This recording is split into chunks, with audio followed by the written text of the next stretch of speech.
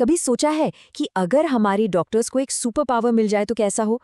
जी हाँ, आज हम इसी बारे में बात करने वाले हैं। ये समझने वाले हैं कि आर्टिफिशियल इंटेलिजेंस यानी एआई कैसे भारत के हेल्थ केयर सिस्टम में एक नई जान फूंक रहा है। तो चलिए देखते हैं कि आज हम क्या क्या समझने वाले हैं। पहले तो ये कि एआई आखिर है क्या और ये डॉक्टरों का असिस्टेंट कैसे बन रहा है। फिर जानेंगे कि इससे इलाज कैसे बेहतर हो रहा है और बीमारियां जल्दी कैसे पकड़ी जा रही हैं। इसके बाद देखेंगे कि भारत के लिए इसके खास मायने क्या हैं, इसमें असली चुनौतियां कौन-कौन सी हैं और सबसे आखिर में वो सबसे बड़ी बात क्या है जो हमें समझनी चाहिए। तो चलिए शुरू करते हैं। देखिए, एआई की बातें तो हम हर जगह सुनते हैं, है ना? लेकिन जब सेहत की बात आती है एक डॉक्टर के क्लिनिक में, तो इसका असल मतलब क्या है? कहीं ये डॉक्टरों की नौकरी तो नहीं खा जाएगा? यही वो सवाल है ना जो हम सबके दिमाग में घूमता रहता है। एआई हमारे लिए अच्छा है या बुरा, दोस्त है या फिर दुश्मन? चलिए पता लगाते हैं कि एक्सपर्ट्स इस बारे में क्या सोचते हैं। तो देखिए, एक्सपर्ट्स का कहना है कि बात डॉक्टरों को रिप्लेस करने की है ही नहीं, बल्कि एआई को एक फोर्स मल्टीप्लायर की तरह देखा जा रहा है। मतलब एक ऐसा टूल जो हमारे डॉक्टरों की अपनी काबिलियत को, उनकी स्किल्स को कई गुना बढ़ा देता है। अच्छा, तो ये असिस्टेंट, ये सुपर पावर असल में काम कैसे करती है? चलिए अब जरा ये देखते हैं कि इलाज को बेहतर, तेज और सटीक बनाने में एआई का क्या रोल है। एक्सपर्ट्स इसे ना 3 बहुत ही सिंपल चीजों में समझाते हैं। पहला, एआई डॉक्टरों को बेहतर देखने में मदद करता है। दूसरा, बेहतर फैसले लेने में। और तीसरा, अपना काम और भी तेजी से करने में। और इसका एक जबरदस्त एग्जाम्पल है ट्राइजिंग। सोचिए, एक रेडियोलॉजिस्ट हैं जिनके सामने 400 एक्सरे पड़े हैं। अब एआई क्या करता है? वो उन 400 में से वो 20 सबसे क्रिटिकल एक्सरे ढूंढकर सामने रख देता है जिन पर फौरन ध्यान देने की जरूरत है। इससे होता ये है कि जो मरीज सबसे ज्यादा सीरियस है उसे इलाज भी सबसे पहले मिलता है। 4 घंटे, जरा इस नंबर पर गौर कीजिए। एक डॉक्टर को पूरे 4 घंटे लग सकते हैं एक कैप्सूल एंडोस्कोपी के वीडियो को देखने में।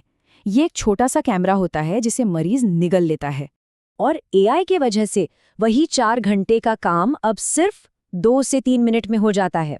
जी हाँ, एआई पूरे वीडियो को छानकर डॉक्टर को सिर्फ वही हिस्से दिखाता है जहां कुछ गड़बड़ हो सकती है। आप सोच सकते हैं कि इससे कितना वक्त बचता है। लेकिन बात सिर्फ स्पीड की नहीं है, शायद एआई की सबसे बड़ी ताकत है बीमारियों को बहुत बहुत पहले पकड़ लेना, इससे पहले कि वो कोई बड़ी शक्ल ले लें। ये कॉन्सेप्ट बहुत दिलचस्प है। इसे कहते हैं ऑपर्चुनिस्टिक डिटेक्शन। इसे ऐसे समझिए, जैसे आप अपनी गाड़ी की सिर्फ टायर बदलवाने गए और मैकेनिक ने देख लिया कि अरे इसके ब्रेक भी फेल होने वाले हैं। एआई ठीक यही काम कर रहा है। आप एक चीज के जांच के लिए गए और उसने किसी दूसरी छुपी हुई बीमारी को पकड़ लिया। और ये कोई थ्योरी नहीं है, ये असल में हो रहा है। एक स्टडी में पता चला कि जो लोग सांस की तकलीफ के लिए एक्सरे करवाने आए थे, उनमें से कई लोगों के फेफड़ों में कैंसर के शुरुआती लक्षण एआई ने पकड़ लिए। सोचिए, इस तरह की शुरुआती पकड़ कितनी जानें बचा सकती है।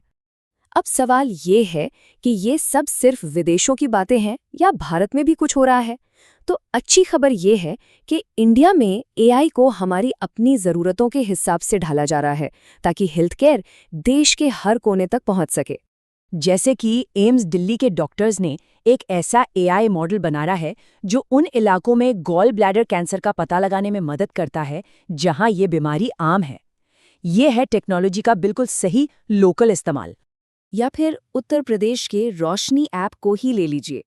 ये ऐप एक आम से स्मार्टफोन का इस्तेमाल करके मोतियाबिंद की जांच कर सकता है। सोचिए, गांव-गांव तक स्पेशलिस्ट डॉक्टर की सुविधा पहुंचाने का इससे बेहतर तरीका और क्या हो सकता है। लेकिन हाँ, ये रास्ता इतना सीधा भी नहीं है। भारत जैसे विशाल देश में इस टेक्नोलॉजी को लाने में कुछ बड़ी रुकावटें भी हैं। देखिए, कई तरह की चुनौतियां हैं। एक तो है भरोसे की बात। क्या हम एक ऐसी मशीन पर यकीन कर सकते हैं जिसके फैसले लेने का तरीका हमें पूरी तरह समझ नहीं आता? फिर है डेटा का सवाल। जो एआई मॉडल पश्चिमी लोगों के डेटा पर बना है, क्या वो हम भारतीयों पर भी उतना ही सटीक काम करेगा? और फिर खर्च, प्राइवेसी और अलग-अलग सिस्टम्स को आपस में जोड़ने जैसी बड़ी मुश्किलें तो हैं ही। तो इतनी सारी बातें समझने के बाद इन संभावनाओं और चुनौतियों के बीच वो एक सबसे ज़रूरी बात क्या है जो हमें याद रखनी है? और वो बात ये है, जैसा कि एक्सपर्ट्स कहते हैं, कि टेक्नोलॉजी को इंसानों की मदद के लिए होना चाहिए, उनकी जगह लेने के लिए नहीं। मरीज को कभी ये नहीं लगना चाहिए कि उसकी बात कोई मशीन सुन रही है, डॉक्टर नहीं। तो आखिर में बस इतना समझिए, एआई डॉक्टरों को रिप्लेस करने नहीं आ रहा है। ये तो हमारे अच्छे डॉक्टरों को और भी बेहतर बनाने आया है, ताकि वो और भी ज़्यादा जानें बचा सके और हम सबके लिए एक ज़्यादा स्वस्थ कल बना सके।